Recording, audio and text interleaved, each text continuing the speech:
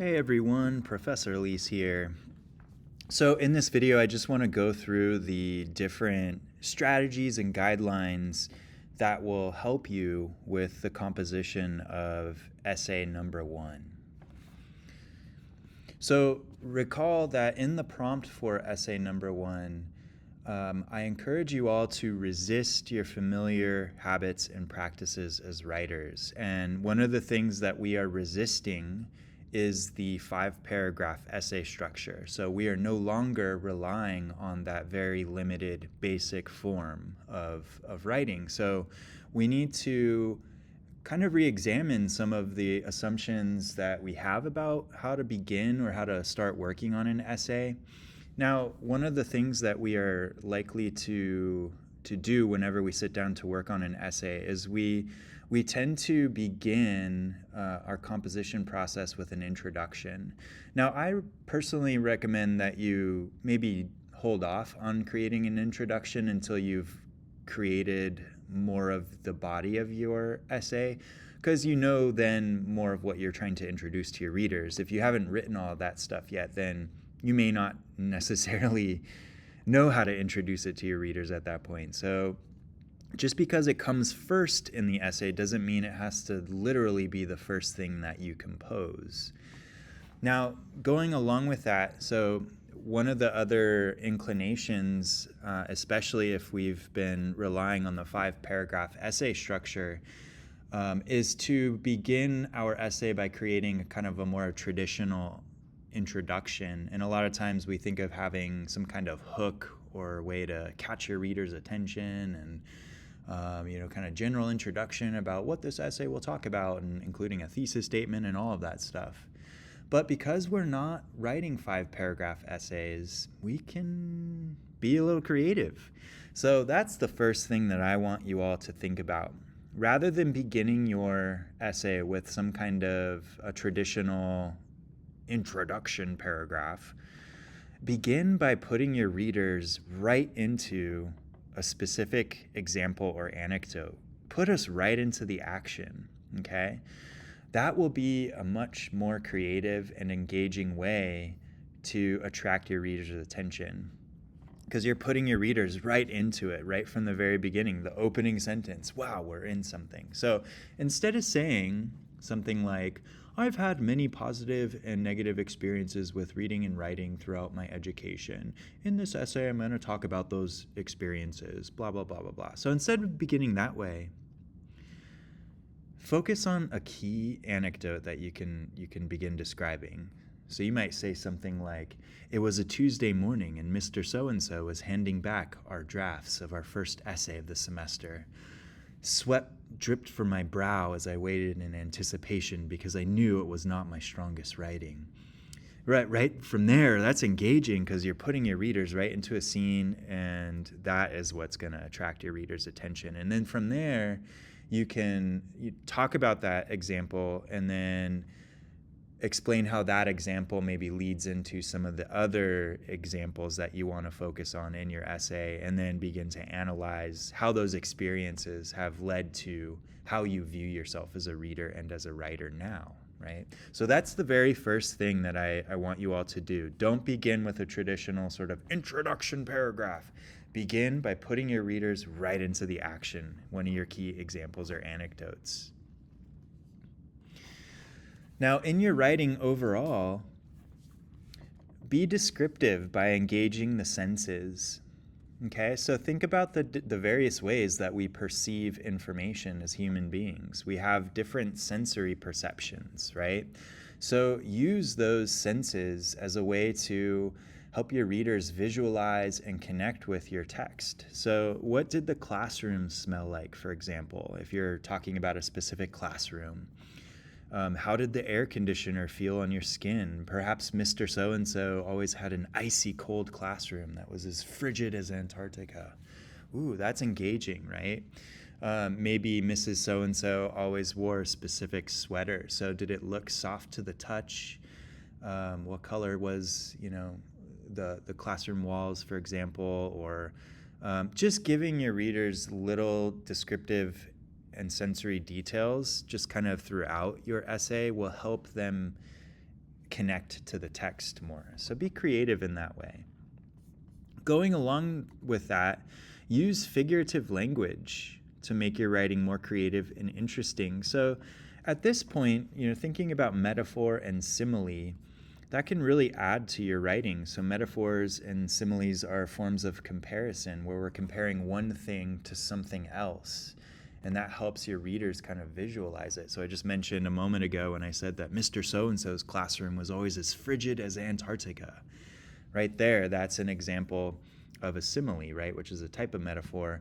I'm comparing the icy cold classroom to the icy cold landscape of Antarctica. So things like that can really help your readers visualize and connect with your text. So be creative in that regard. Now, just because we're not writing 5-paragraph essays anymore doesn't mean that paragraphs don't matter. So we still should use paragraphs to separate our ideas. It's just now we can think about paragraphs in a much more flexible way, right? We don't need to have only 3 body paragraphs. And in fact, if we need to take more than one paragraph to focus on a single point or experience, then you could do that. You could break a single experience up into multiple paragraphs. It doesn't have to be limited to only one. But we still want to organize our ideas using paragraphs. Okay, so paragraphs still matter. Now, something that the 5-paragraph essay has taught us is something that I like to call the listing effect. So if we're used to writing 5-paragraph essays where we need to have a thesis clearly stated in our introduction that lists out our 3 body paragraphs or the 3 supporting points that we're going to explain, that right there kind of treats it as a list of things and like items in a list. We got this thing that we're going to talk about, and then this other thing that we're going to talk about, and then this other thing that we're going to talk about. But we want to try to think of writing in a more sophisticated manner. Our writing should be a unified progression of ideas, meaning one idea, the opening idea that we start out with, should lead into the one that comes next, and that one should lead into the one that follows, and so on, right? So I like to think of this as building bridges between ideas.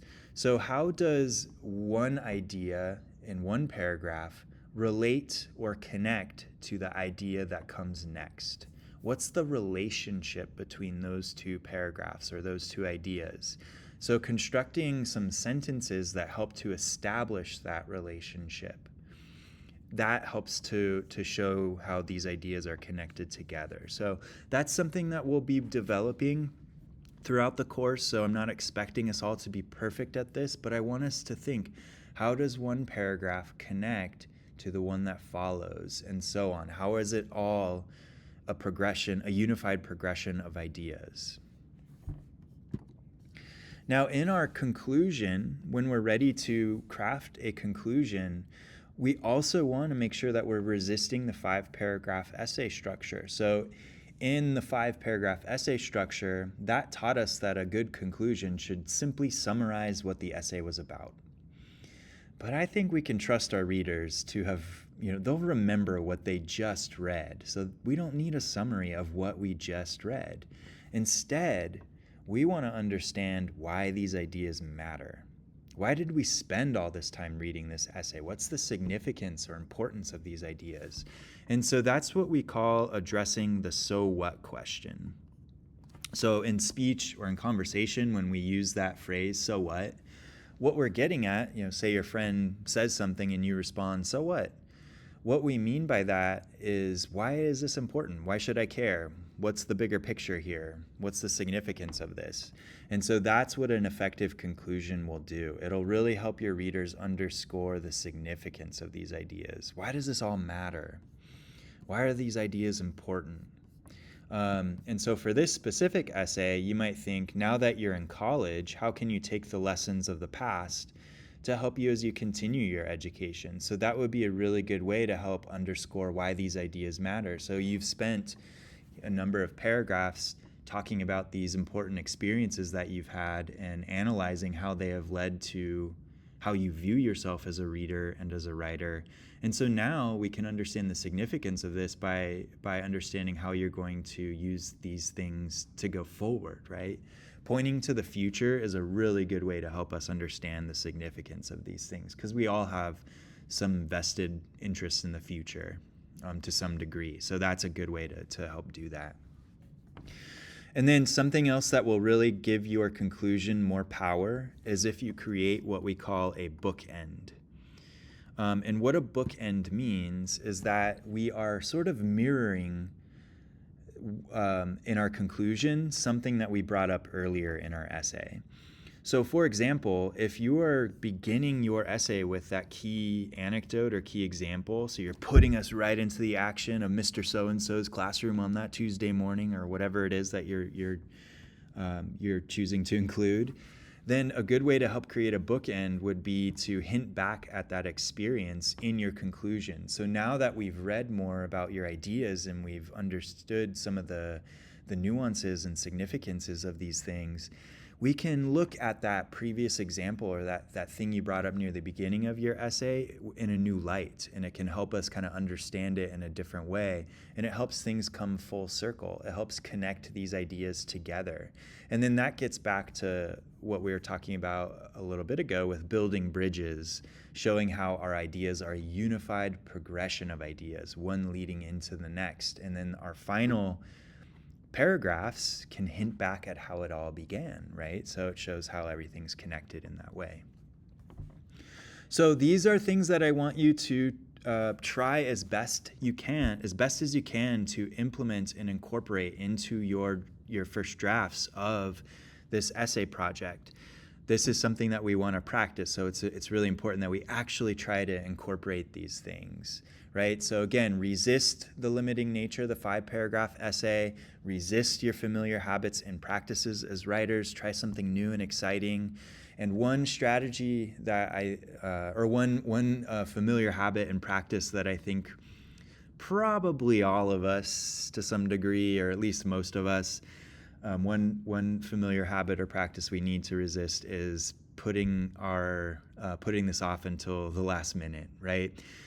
Good writing, good ideas, and learning more generally, they take the 3 key ingredients. They take time, attention, and effort, right? So we need to make sure that we're spreading our efforts out, we're spreading the time out, giving ourselves that time so that we can come back to these ideas repeatedly. So what I recommend is that you don't save it all to the night before it's due, okay? Instead, spend 30 minutes or 40 minutes one day, put it away, come back to it the next day, spend another 30 or 40 minutes or maybe an hour, put it away, and then maybe you could take a day off and come back to it a day or two later, take it back out, spend another hour or so working on it. But spread the efforts out. That will really aid in your composition process, and you'll see that your ideas will become much more nuanced and creative and more interesting. So, all right, y'all. Well, let me know if you have any questions. You can always send me a message in Canvas or an email. I wish you all good luck with this, and I'm really excited to read your drafts. All right, y'all. Take care.